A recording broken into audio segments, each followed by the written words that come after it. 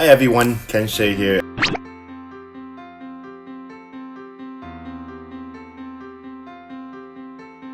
Here I'm the music director at the Vancouver Metropolitan Orchestra Society. I also conduct in Japan and China and also in the US. Of course, with COVID-19 right now, we're in a little bit of an unprecedented time, but I'm looking forward to chatting up with all of you guys.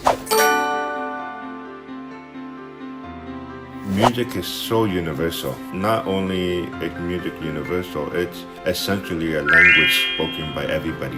And so one of the things is that music becomes a common ground for everyone to relate to. Back then, when Berlin in Germany was divided by a wall until 1989. The wall was taken down and there was a concert done by the great Leonard Bernstein. He did the Beethoven Symphony No. 9. And so essentially it's all about brotherhood. It's about everybody coming together.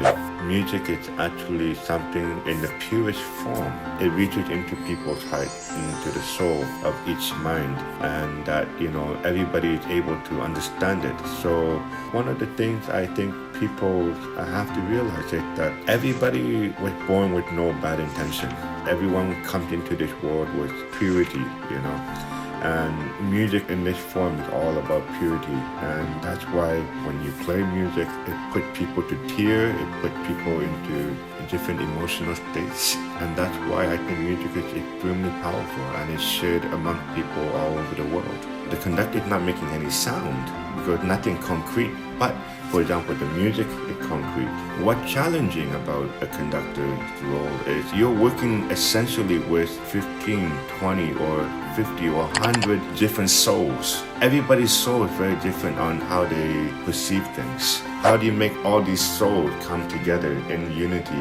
It's always about finding a mutual respect and mutual understanding of each other. How much we're willing to bend to make music, that's a different thing. That's why there is so many disagreements in music. And the beauty about music is that music is not just black and white. It's such a gray area. Everybody has their own preference. The first concert I remember was conducting the VSO at the Deer Lake Park, and there were 15,000 people. And you have to make them feel relaxed. You have to relate with them. I gotta be honest, like when I first started, I stuttered so much. But as time grew, I became more adaptable. I think I adapted to the environment. So I think right now for me, the music happens in the rehearsal, but just before the concert, I'm very nervous about what I'm going to talk and how to react to the audiences, But one of the things I loved about talking with the audiences is that I begin to realize that the audience is there with you. They are not against you. First comes up to mind is Lang Lang, there's Sarah Chang, all these great classical musicians that I have encountered. But in terms of popular artists, the one that I would never forget is Kosuke Atari. Now, Kosuke Atari was one of the men who sang, but he was also an actor in that great successful movie in Taiwan called Cake No. 7. And so I remember doing a gig in Tokyo for the Daime Onakusai, which is like the untitled concert. This untitled concert featured Kosuke Atari and myself. And I would never forget finishing that concert and then hopping on the airplane going to Taiwan. Not to realize that on the TV I saw the movie and I saw him, and then to be coming to Vancouver the following year, only to remember that Kosuke Atari and I worked together. In addition, I believe TAIWANfest had invited that year Van Fan, and so for me it's great not just only looking at the classical side of it, but also the popular side of it. I haven't worked with Cho Lan Ling, to be honest, no.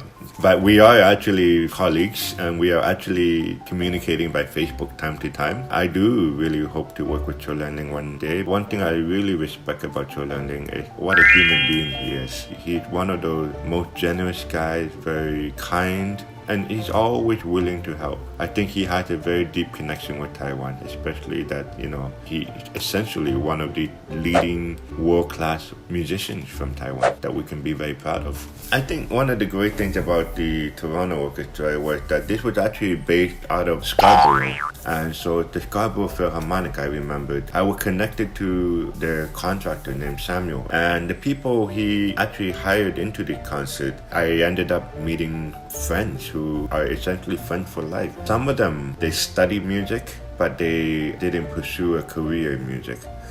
So the perfect example was Stephen Haynes, who became the senior vice president of Rogers, Communication. He is such an incredibly dedicated player. He's also such a person who's been with the festival from day one. And I would never forget his stand partner, who was actually Chi Ping. I think last year was very meaningful for her because her son just graduated from Indiana University, and he came and played as a member in the orchestra as a violist. And so it's nice to see that there are two generations of musicians in the orchestra.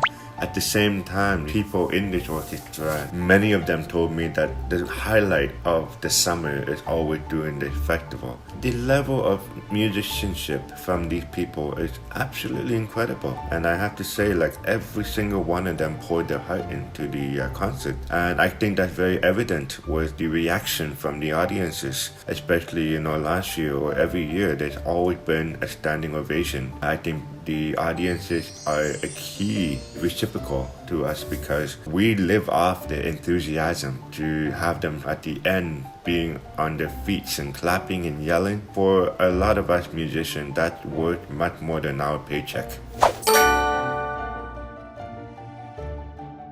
That trip actually sort of reminded me of a story called El Sistema in Venezuela. There was a great young man named Maestro Abu who started a thing just for kids, and then it grew into one of the most successful orchestras in the world today. Why I bring this up is I see a lot of similarities in that sense, in that we're dealing with an indigenous group. But the indigenous group is something that I found to be very special in that, these kids were kids living essentially in the mountains. Right now with technology, they do have certain things, but back then I remember meeting the teachers who said that they would essentially have to cut down a tree to make their own violin.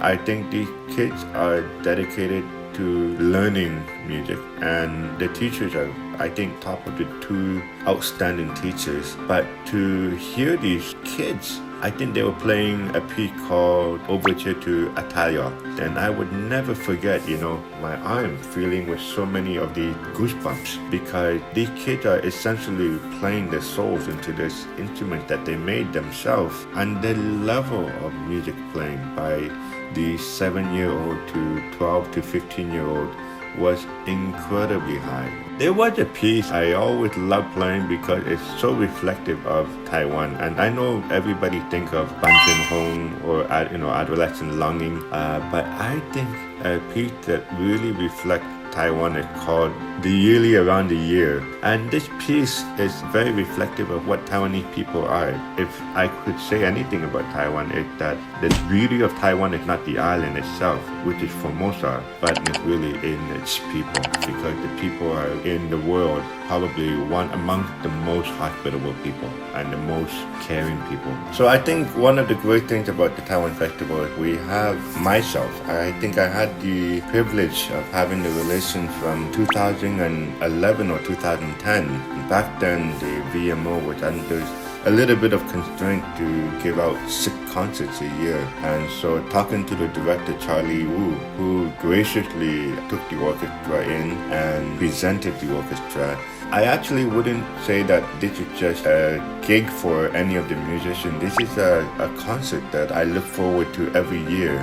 Not just in Vancouver, but our relationship which started in 2012 in Toronto. And so one of the great things about TAIWANfest is that I'm always learning something about my heritage, especially my parents' heritage. So for me to learn about my heritage through music, this could not be just a blessing in disguise, but this is, for me, it's a learning experience. So the relationship that we have with TAIWANfest right now is probably going to our 10th anniversary. Performing in Toronto has been one of the things I really look forward to every year, because not just being at Harbourfront Center, but to be performing outside to a live audience who is so incredibly receptive.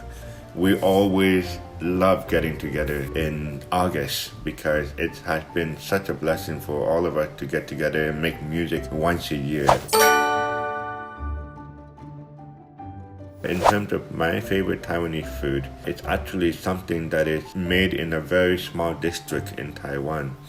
It's called age, and age is actually a tofu fish kind of wrap, and inside is noodles, and then they put kind of like a little bit of a hot sauce on top. My father used to live in Danshui, and Danshui was very famous for this age, and there's always this one shop that we particularly go to. One of the things is that this age is something that I think a lot of people will like because it's a very distinct kind of food. The chef in a kitchen is essentially a chef, but a conductor in French is called chef d'orchestre, the chef of the orchestra. And so I think many chefs out there are actually quite great cooks, but they're also essentially great creators. Cooking is a lot like conducting. We have the same ingredients. We have the same recipe. Recipe is the music, manuscript. But how you put it together and how you present it, everybody's different. Nothing is wrong in music and nothing's right in music. So there's no boundaries. I'm Ken Hsieh. I'm the conductor of many orchestras, and I'm different just like you.